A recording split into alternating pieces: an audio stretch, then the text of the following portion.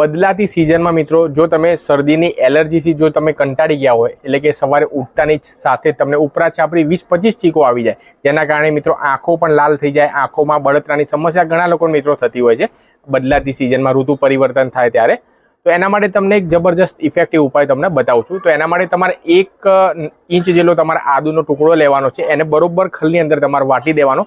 ત્યારબાદ તમારે ગળણીની મદદથી દબાવશો તો તમારા નીચે રસ નીકળી જશે. એટલે કે 1 ચમચી જેટલો તમારા આદુનો રસ લેવાનો છે, તેની અંદર 1 ચમચી દેશી મધ તમારે એડ કરવાનું છે અને 2 નંગ જેટલા કાળા મરી તમારે લેવાના, બરોબર વાટીને તમારે પાવડર બનાવી દેવાનો અને આની અંદર એડ કરી દેવાનો. રાત્રે સૂતા વખતે તમે જો આ વસ્તુ તમે પીશો, માત્ર 2 દિવસમાં તમને ફરક દેખાશે અને શરદીની એલર્જીમાં તમને રાહત જોવા મળશે.